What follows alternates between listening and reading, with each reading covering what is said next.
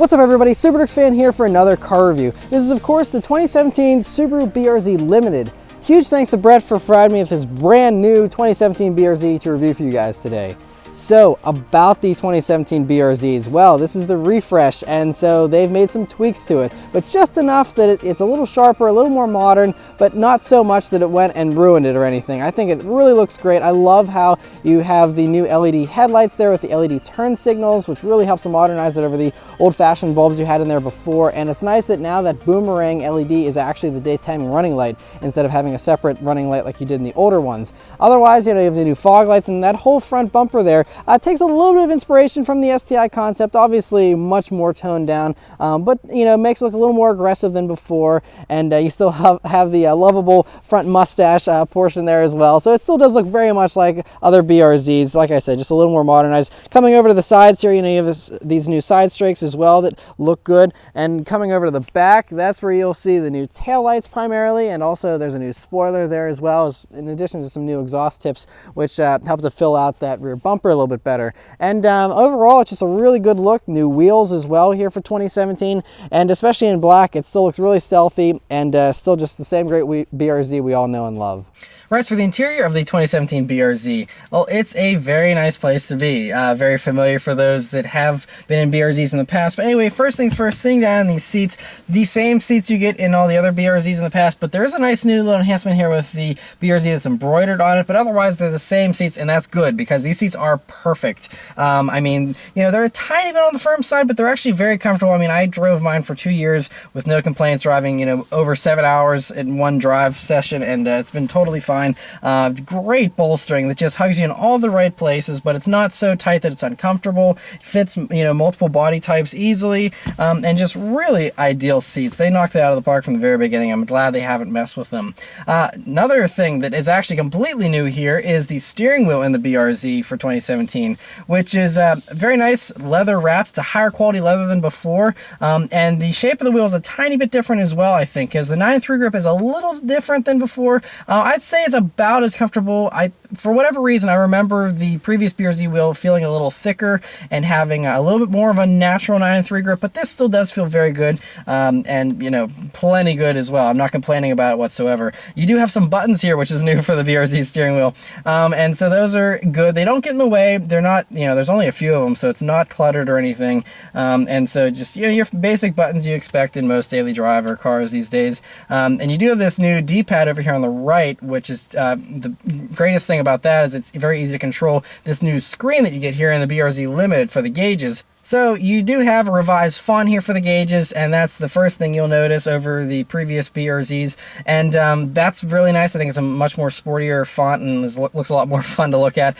But you have that little, I think it's 4.2 inches, this little LCD screen here, and it overlaps between the two different gauge pods, I guess you could call them. And so one thing though is they did make the speedometer, the digital speedometer, a little bit smaller, unfortunately, to make room for the gas gauge there that's digital now. But then you have your additional gauges there on the right, and so they really opened that up, so you have tons of auxiliary gauges as far as water, oil, voltage, temp, all those kind of things are in there. And then you also have some additional things like G meters that you can have, so you can track your G meter. It even has a little thing that shows your engine power graph. Now it's just based on catalog values. It's not like a real-time dyno or anything like that, but it is kind of cool, though it does clearly illustrate the torque dip, which is still evident here in the 2017s and alive and well. And so, you know, a very cool little addition there. Another cool little addition, other little things I want to just mention here before we go on to the center of the dashboard, is all the little refinement things that they've made. So you'll see that this knee pad here on the door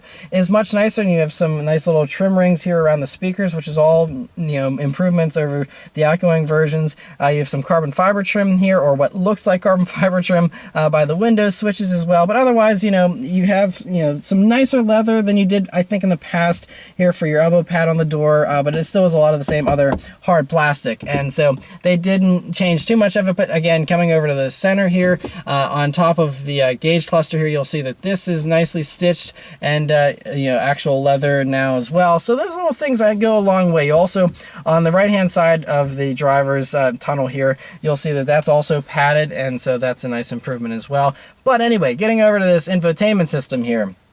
It's still a Subaru infotainment, which isn't amazing, but they're not terrible either. It does all the basics as far as all the things you'd expect it to do. Sadly, even though this is a 2017 model and the 2017 Impreza has Apple CarPlay and Android Auto, this does not. So you don't have any of those things. So you're stuck with using their navigation if you want to, use the head unit here. And it's not great from what the owner said. It's not the best, but it gets the job done, I suppose. Otherwise, though, all the radio navigation, things like that are all very easy to use. There's Bluetooth audio, all that kind of stuff. And they also change like the volume knobs and everything. And they actually have a nicer feel than they did in the past. But according to the owner, this stereo system hasn't changed in the fact that it's still underpowered, sadly. And it's not the greatest audio system in these, and there is no optional upgrade or anything like that, sadly. Coming down to the climate controls and things like that, that's another thing they've improved nicely. Now you do have more of this carbon fiber trim here to augment the look of this, but they also have improved the little knobs here for the auto climate controls here in the Limited, and they're actual metal knobs, and they feel really nice. I mean, maybe it's plastic that feels like metal, but they did a really nice job with these, and it really helps to make this, again, feel a little more upscale, and just they've made some very thoughtful improvements here with the 2017s, and I like it a lot. Otherwise, everything else is the same. You have the same push button start here with the Limiteds, the same little tiny cubby here, and then you have your USB jack and auxiliary jack here. Moving on to the rest of the storage in the BRZ, same as before. You have a bottle holder here in the door, and then you have over in the center here this large area which has these removable 2 cup holders and another little slot there, and then you can move that forwards and backwards, and you have this large area that also has a power outlet as well, and good to have that, but still no kind of armrest. I kind of wish they would have added something like that. There isn't anything there, so your right arm is left to hang, and there's nothing you can really do about that, although there are aftermarket solutions for that. But it would be nice if that was kind of an option in these. But all in the spirit of being lightweight and whatnot, and but yeah, overall still a very nice, very livable, daily drivable interior. Also, one last thing I'll mention very briefly is that the backseat in the BRZ is definitely something you don't want to use every day, though. It's completely unchanged, of course, over the previous BRZ, and it works in a pinch, but it's very tight, especially depending on how tall the driver and passenger are up front. It could be completely useless, like if the seat's basically all the way back, or it could be mildly usable. In the past, I did put some smaller people back there for short periods of time, but certainly not a backseat you want to use every day. Trunk space in the BRZ is again, unchanged. A very nice and roomy trunk, though. For a car that's this small, it really is a large amount of space that you can fit plenty of things. And those rear seats do fold down, so you can fit larger items. They've even put, wheels and tires and things like that in these, and they fit. All right, so start up and go for a drive. The 2017 BRZ has this brand new, really nice key that I love. I think all the Subarus have these new keys, but a really well done key here. Just looks really nice, has a nice weight to it. And so anyway, it's in the Limiteds here, keyless entry, push button start. So you just put your foot on the brake, hit the engine start button, and it starts right up. Alright, so setting off in the 2017 BRZ, well, this one has the automatic. So, the automatic is basically unchanged as far as I can see, as far as Subaru has said, as far as what they have actually done to the automatic. Now, the bummer about the automatic is that you don't get the revised intake manifold or the revised headers that give the additional 5 horsepower in the manual 2017 BRZ. So this is still making do with the 200 horsepower like it always has. But, the automatic is certainly the logical choice if you sit in tons and tons of traffic, or it just doesn't make sense. So other things, though, to note, we're on a bumpy park road, and, the BRZ's always been really great in the fact that it feels sporty for sure, but it doesn't beat you up, and it doesn't feel harsh in any way. And like I said, it's a very, very daily drivable vehicle still. And I mean, I drove mine for 2 years with no complaints whatsoever, especially as long as you leave them stock. They're very easy to live with. Another thing to note is visibility in the BRZs is always great. You have a pretty large windshield here. The hood drops down very nicely thanks to that flat floor engine, so you can see forward very, very well. View out of the sides is great, you know, with these coupe windows being very long, of course, so the B-pillar is way far back, so you don't have to worry about that at all. And then view out of the back is pretty good as well there, although the rear deck does come up a little higher, but it's not an issue at all. The only one issue I do have with the visibility from my prior experience with BRZs is that you do sometimes have a little bit of a blind spot over your shoulder whenever you're changing lanes. And it would be nice if blind spot monitoring or something like that was an option, but if your mirrors are configured correctly and you make sure to actually check, then it's fine. But there were some times where a car could be hidden in the blind spot just a little bit. Alrighty, so let's turn that onto a back road here and see how it does. We're going to put it into track mode here, which is a new mode here for the 2017s, as well as sport mode here for the transmission. We'll leave the transmission in D and just let it rip. Here we go.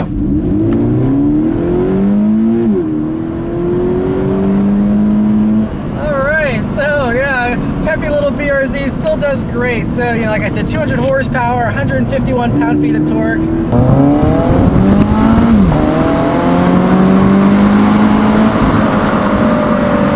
And the great thing is, you know, this engine is very rev happy and you just put your foot into it. You can't be shy with this car. That is one thing for certain. You know, there isn't a whole lot of power down low, but once you wring it out and get some power going there in the upper RPMs, it really feels punchy. And the great thing here with this sport mode with the automatic, I mean, I'm not doing any manual shifting. It's just holding it at 4,000 RPMs there, as long as I'm keeping my foot on the gas a little bit. So it definitely helps to, you know, act like it's wanting to play along with you, and it doesn't kill the fun here with the automatic whatsoever. So I really like the way that they've mapped the automatic here. And other things to note though, you know, handling is still razor sharp. That is the best thing about the BRZ. If you love handling, you will love the BRZ. I mean, so lightweight, so tossable. It's just effortless. Everything you do in this car, you don't have to second guess yourself. You know, you don't have to worry about any kind of heavy weight figures. I mean, these things are like 2,800 pounds. It's completely stress-free, just fun driving, tossing it into corners. And so coming up to this tight corner I always take, and to see about the body roll, these things don't have body roll. That's the thing about them. The only thing you can fault a BRZ for is not having enough front-end grip, and that's something that's easily fixed with tires, and then all of a sudden you have an absolute go-kart. But really, you know, in most driving circumstances, you don't even find yourself with a lack of grip. You know, it's really only whenever you're pushing the car hard where there's a lack of grip, and even that grip is just the back end where it'll want to kick out on you a little bit. But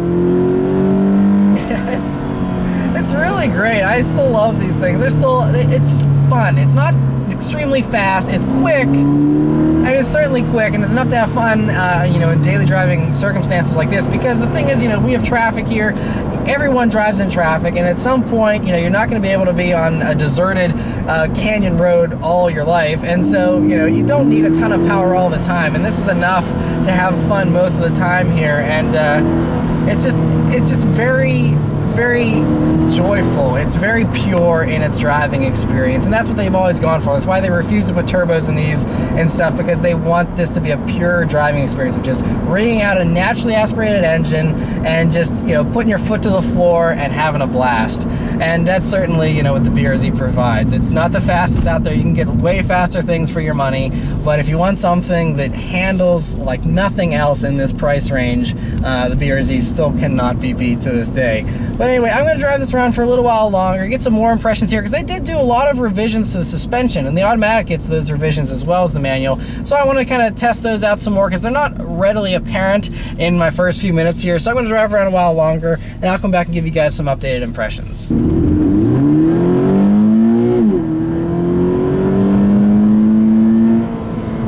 So I've been driving the 2017 BRZ for a while longer here now, and one thing that you might be able to notice here just on camera is it's louder. So I think, you know, with that revised intake and stuff, I think that they actually did change the sound dampening and stuff, and I think the road noise is about the same, but you certainly get more intake and engine noise than you did before. That is a clear difference. It's certainly louder than they have been in the past. Not unbearably so, but it certainly adds a little more sound into the cabin here, which is welcome because you don't really get any exhaust sound from the factory.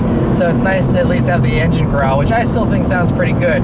But one thing that's really impressed me about the 2017s here is the manual shifting.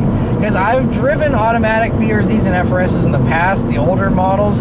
This is by far quicker. I mean, it's really, I mean, especially the upshifts are immediate. And even whenever you're not like flooring it, it's still immediately upshifts, even whenever you're taking it easy. But I mean, I'm downshifting.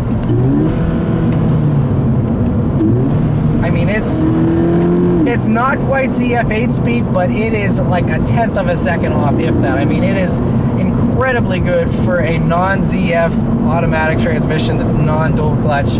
I mean, because the upshifts are close to PDK fast. I mean, this automatic's better than the GM 8-speed for sure, and it's one of the best. I'd say it's in the top 3. You know, I think ZF has still got some better automatics, but this is very much improved. And I'm so glad that Subaru didn't put the CVT in the BRZ for 2017, because now this automatic is definitely a lot more fun than it was before, because I remember waiting around before in the automatics for it to shift, and it kind of removed you from the experience a little bit. But this, it doesn't at all. And so, I mean, it's fine. You can put it in the sport mode here for the automatic, and it does keep it in the meat of the power band most of the time. But if you do want that manual control without having to worry about a clutch pedal, this is really, like I said, nothing to complain about. No penalty box whatsoever, that's for sure. So I'm really impressed with that. So, and I mean, honestly, because before I used to shy away, I'd be like, look, if you want automatic, like, get something else. Now I can actually recommend automatic BRZs to people, because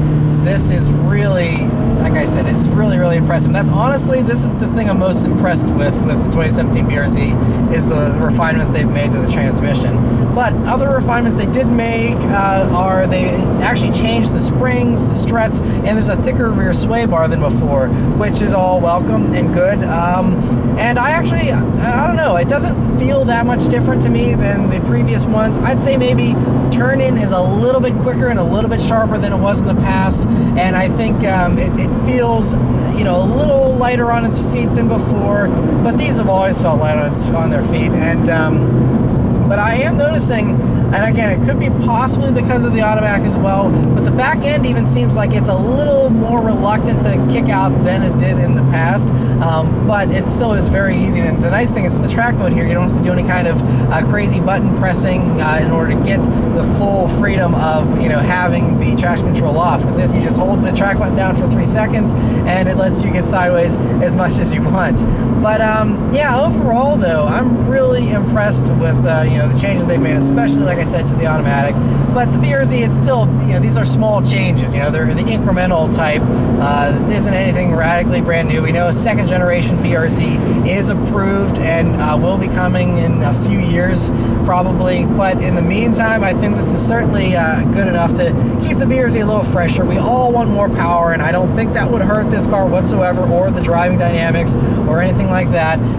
You know, if they just did the WRX's motor with you know, 270 odd horsepower, that would be mind-blowingly good in this vehicle, without adding much weight or anything. But you know, since we can't get that, you know, the good thing is, another thing about this, actually the revisions for 2017, are that they reinforced the engine block even more than before. And these things actually took to boost pretty well in the past. Now it should be even better with the you know, better internals that they've improved. As we push it here, but see, it still does keep itself buttoned down pretty well. But yeah, so I would think that, you know, if you want to add more power, doing that to a 2017 is even a better base to build from than it is with the 2016s in the past. So really, at the end of the day, it all comes down to personal preference. I mean, you know, these things, especially the limited ones here, are a little over 30,000 bucks. So it's not cheap. I mean, of course, you can get a base model with a manual still for mid 20,000s, but you know, there's a lot of other options. These days we have the Camaros that handle fantastically, and you can get into one of those with a 4-cylinder, or the V6 for around the same money, although, you know, if you put some options on those, they get pretty expensive as well.